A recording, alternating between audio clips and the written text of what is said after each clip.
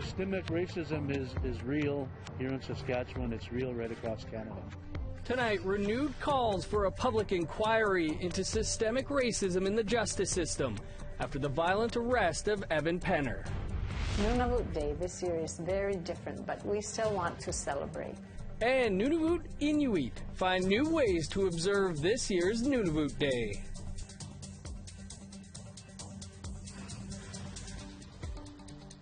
Good evening, I'm Dennis Ward. Welcome to APTN National News. We begin tonight in Saskatoon, where the Federation of Sovereign Indigenous Nations held a press conference with the family of Evan Penner. Penner's violent arrest was caught on video, sparking outrage across the country. Priscilla Wolf reports. On Saturday, July 4th, police were called to a Saskatoon neighborhood by a resident who said 26-year-old Evan Penner was acting suspiciously. His arrest was caught on video by a bystander, and he uploaded the 6-minute video to social media. Attorney Eleanor Sunchild says this video is an example of police brutality. What happened to Evan Penner is intolerable. There was no reason for the amount of force that was used by that officer in the video. Police brutality has to stop. Sunchild adds that her and FSIN will support Evan Penner and his family to pursue justice. Indigenous people, Black people, cannot be subjected to that kind of violence any longer. And the family will take all legal action necessary to pursue justice for Evan. Evan Penner's mother, Sherry Penner, says she traveled from northern Manitoba to come and get her son after seeing this violent incident. I seen the video of the brutality the police did to him on Saturday here in Saskatoon. I was very upset. I couldn't even finish watching the video. Penner adds that it's been a very emotional week, and she and her son, Evan, need some space. The Federation of Sovereign Indigenous Nations Chief Bobby Cameron says the force used in Evan Penner's arrest was unnecessary, and he's glad it was recorded. I thank that individual for video recording that incident, that physical abuse on one of our First Nation men. Systemic racism is real here in Saskatchewan. It's real right across Canada. The FSIN also said this is why it's important to have an independent investigating body that looks into allegations of police brutality. And it's also renewing the call for a public inquiry into the systemic discrimination in the justice system. Priscilla Wolf, APTN National News, Saskatoon. Wolastoqey and Mi'kmaq chiefs met with New Brunswick Premier Blaine Higgs today to reiterate their calls for an inquiry in the wake of 2 fatal police shootings in the province last month. We get this from our colleagues at CTV. Indigenous leaders from across the province and members of Blaine Higgs' cabinet met this afternoon for a second time. We may never not have another opportunity like this, Mr. Premier, Chiefs. Elder Ed Purley began the meeting with a warning that anyone to take the podium today and deny the existence of systemic bias or prejudice within New Brunswick is on another planet. Media were not allowed in the remainder of the meeting, but the chiefs did speak afterward. We're losing faith in Premier Higgs. His inaction is unacceptable. We have waited over 3 weeks for this meeting, and we still have no firm commitment for an inquiry. The chiefs have been calling for an independent, Indigenous-led inquiry to take a deep look at New Brunswick's justice and policing systems. It comes after the death of 2 Indigenous members, Chantel Moore and Rodney Levi, killed in police-related shootings last month. But they came out of this meeting disappointed. Unfortunately, felt like it was all just for show, because whatever we said, there was already an agenda planned. So. The meeting was about 2 hours. Premier Higgs said afterward he's still not against an inquiry, but feels much of what was discussed was under federal jurisdiction and wondered if it could be done on a national scale. He says in the end, the Indigenous leaders walked out. I didn't end the meeting, and I defined the next step and what we would determine in the next step. And I asked, do we agree? Can we make this work? And then if we do and we define it, then I was going to start, as I said tonight, dealing with my colleagues across the country because it's a bigger issue. The chiefs say they want an inquiry for New Brunswick specifically. They're asking for all members of the legislature to vote on an inquiry once it resumes in September. Higgs says he'd like to meet again in 30 days. Laura Brown, CTV News, Fredericton. You could call it a blue bench blowout. Intervention workers in Montreal say a new installation that popped up in Cabot Square, a park frequented by homeless people, sends the wrong message about the city's feelings towards the most vulnerable. Lindsay Richardson has more. A small change garnering big reaction. A curious blue bench with guardrails and a 15-minute usage limit popped up in Cabot Square, a known hub for the urban Indigenous population. You know, like T-shirts now, we were giving out tents. Nakasset, executive director of the Native Women's Shelter of Montreal, responded on social media, saying no resting allowed at Cabot. If I would have called the city and made a complaint, they probably would have just been like, yeah, it's her again. I had no idea what was going to happen this morning when I posted that picture. The tweet blew up. Many frustrated by the fact the park was paved over years earlier, leaving the homeless without choice but to sleep on concrete. Ever since the city lifted its COVID confinement, resources for the homeless plummeted back to their usual lows. That's why I sleep all the time, every night. Putalip Kamak is a veteran of street life in Montreal. When Resilience Montreal, a shelter adjacent to Cabot Square, first opened, it was a relief. But those left outside struggle to find a safe place to rest. People, our environment, our society, people, they needed some rest sometime. Kamak first thought the rails were put up for social distancing, but feels the city just doesn't want them in the square. That's the only reason they put on the frame, which is I don't feel comfortable with. Mayor Valérie Plante said the benches were ordered by the city's previous administration several years ago, writing in a statement, quote, "This bench has no place around Cabot Square because it reinforces the stigmatization of the homeless. It will be immediately removed.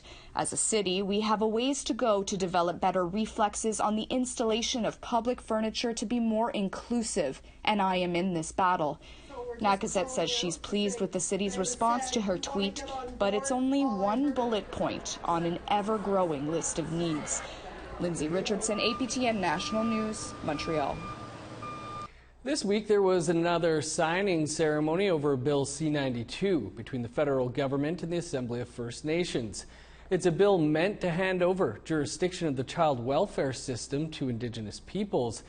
That plan was first promised in Manitoba 20 years ago under what is known as devolution, which was enshrined in legislation back in 2003. There currently is a Métis CFS authority and a Southern and Northern First Nations authority, but it's been described as smoke and mirrors. For more, we spoke on Wednesday with Manitoba Regional Chief for the AFN, Kevin Hart. So, Chief Hart, yesterday there was the signing of the MOU on the Bill C-92 to start talking about the funding. The big goal here, though, is jurisdiction, handing it back to Indigenous people. And in Manitoba, we've had devolution for probably more than a decade already, but, that doesn't seem to have worked too well, has it? Well, obviously, devolution when it comes to CFS in the province of Manitoba has been a long-standing issue for both leadership and people that work within the agencies alike. As you know, there's been a substantive call for change when it comes to child welfare, especially in Manitoba, given that we have some of the highest numbers of children that have been apprehended. In recent years, as you know, birth alerts have been a constant issue when it comes to our people with apprehensions, and of course with the work of our Women's Council at AMC as well as leadership in the respected region, we've been willing to lobby working with the provincial government to advocate for them to stop those birth alerts. And you've seen in recent months that the province of Manitoba has indicated that the birth alerts will end.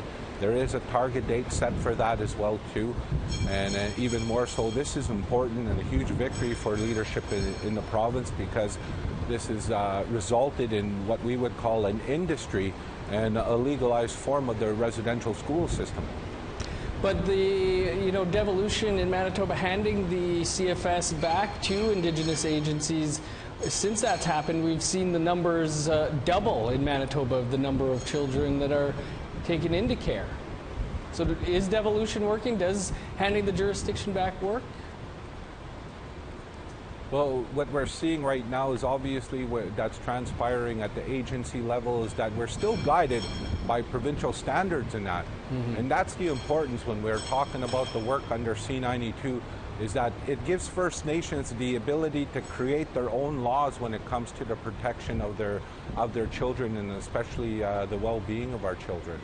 So this is historical in a sense where it's the first time the federal government affirms that us as First Nations have lawmaking abilities, and that we can go back to those tribal lawmaking abilities, looking at our traditional protocols and customs that came into effect way before contact with now what we call the Crown Canada here, that before contact we had governance structures in place. Everybody within the tribe, the clan, had a position and a place, whether you're a child, whether you're a youth, whether you're a man, woman, and an elder, everybody had some kind of position and some kind of duty within the tribe. That being built up, we've always been told by our elders that our most precious resource is our children. So, in that context, we as leadership have ensured that, with the creation of C-92, that the federal government respects first and foremost the sovereignty and the jurisdiction of First Nations when it comes to our lawmaking ability, and also when we talk about those lawmaking abilities when it comes to our children and care, and especially the well-being of our children. So would you say that devolution in Manitoba is kind of smoke and mirrors? I mean, the names of the agencies may be Indigenous, but it's still the province whose rules need to be followed? Absolutely. Again, I'll state that First Nation agencies and other agencies here in the province, they have to follow the provincial regulations and laws and policies that have been set in place when it comes to the protection of children, and that they're there for a very good reason at the same time to protect children. Unfortunately, we have a high number of apprehensions in our First Nation communities for various reasons that are mind-boggling. One example is we can go in and apprehend children if there's no air conditioner in a hot house. Mm-hmm. Now, instead of spending thousands of dollars apprehending those children, having them placed in a different home, would it be cost effective to spend a couple $100s to get an AC unit into that home, help the family, and also at the same time keep the children within that home and within the family unit? Good example there. Regional Chief, we'll have to leave it there. Appreciate you discussing this with us. Take care. Time for a quick break, but stick around. There's much more to come. Here's a look at Friday's weather forecast starting on the East Coast. Showers and 15 in St. John's, 26 with showers for Charlottetown, 11 in rain in Nain, 19 with showers for Cartwright, 36 with rain in Montreal, 32 and showers in Chibougamau. Rain and 34 for Toronto, 35 with showers in Ottawa. Sunny and 29 for Thunder Bay, 26 in rain in Sioux Lookout. Welcome back. The lead investigator into allegations of racism in BC's healthcare system gave an update today. Tina House has more. Less than about 3 weeks ago, I was appointed by Minister Adrian Dix to conduct an independent investigation into some specific and highly disturbing allegations of racism in BC hospital emergency rooms.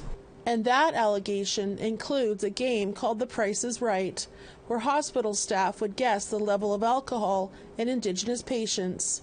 Former judge Mary Ellen Trapella-Fond has now assembled a team to investigate. Our system clearly needs work. Our team is beginning to dive into the stories that have come forward and the treatment that Indigenous people have received, often inferior treatment. Despite having no formal presence until today, our investigation has already received countless phone calls, emails from people sharing their stories. She is appealing to anyone with their own story of alleged racism in the healthcare system to come forward. I want to assure all Indigenous people that you are safe to share the story with myself, my team. It will be treated with utmost confidence and respect. It is independent from government. There will be no retaliation or recrimination to anyone that does that. You will be supported. And in the same vein, anyone working in the healthcare system that needs to share their experience and story with what they may have been a bystander to or participated in, I encourage you to share that information. The investigation team has already uncovered a common theme. That treatment of Indigenous people at times, it would appear from what I've heard so far, as though Indigenous people, as though we are all suffering from profound addictions when we go to seek care, as opposed to be people seeking health care. Tripel Lafon promises serious repercussions. I can say, though, if I do find that there have been violations of the criminal code or the standards of health professions and health professional bodies, as I look into these investigations, I will report that to the appropriate authorities to be dealt with by them. Tripel Lafon says she hopes to have a preliminary report in the next few months, but says this investigation has expanded and now includes every health authority across the province. A website and a 1-800 number have also been launched. Tina House, APTN National News, Vancouver.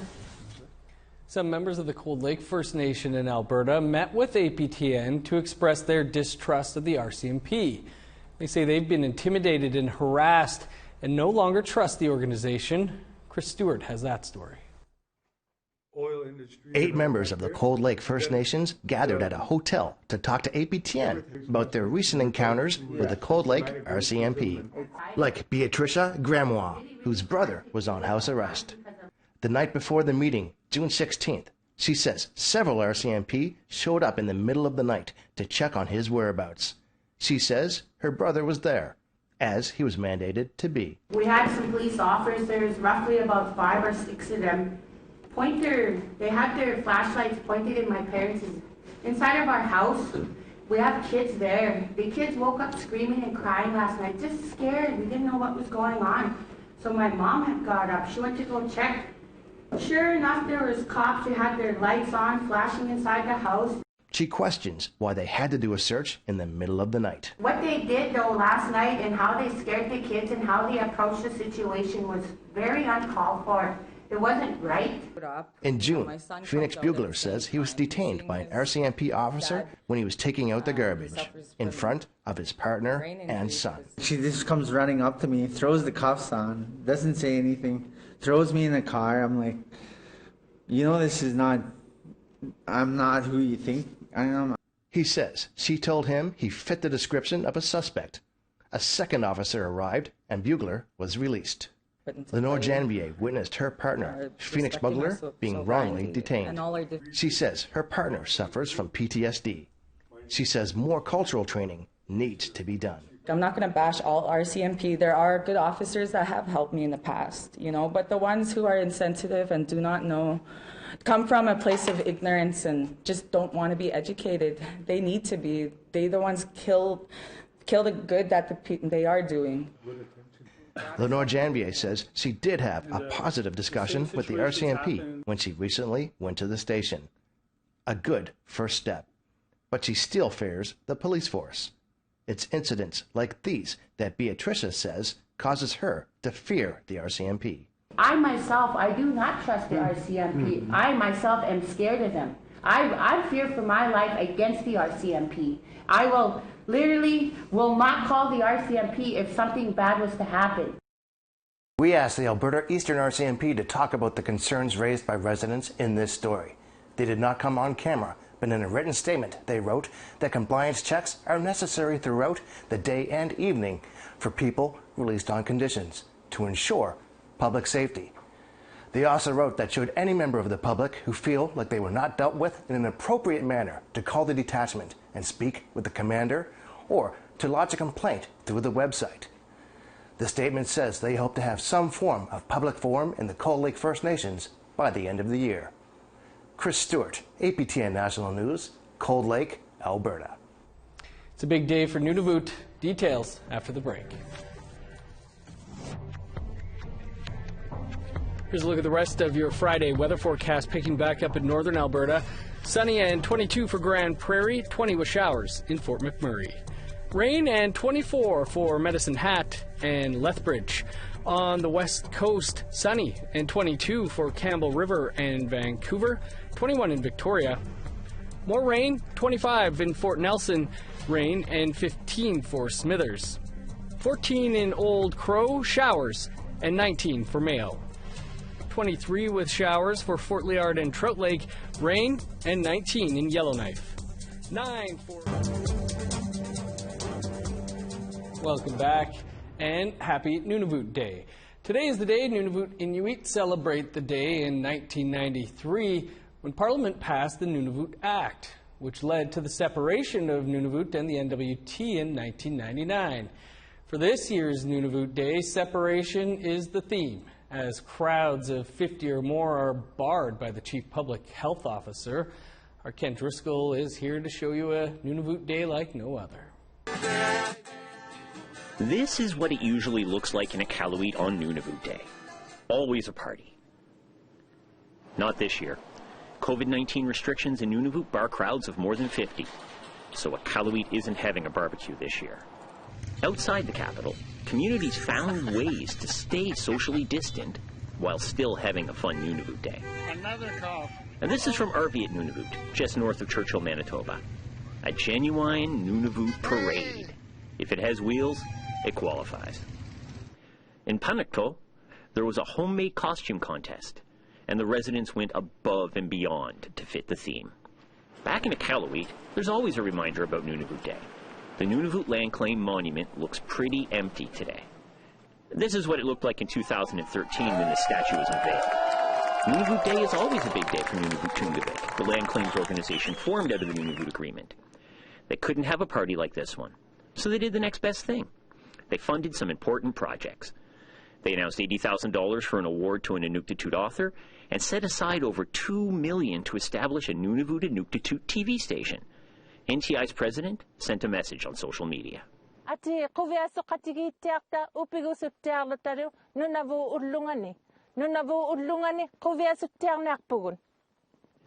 Nunavut's commissioner agrees. Have fun. Just follow the doctor's orders. Nunavut Day this year is very different, but we still want to celebrate. This is outside Nunavut's Legislative Assembly. Each of those flags represents one of Nunavut's 25 communities. Like the rest of Iqaluit, it's pretty empty today. Outside of one case of COVID-19 at an isolated mine, Nunavut is COVID-free.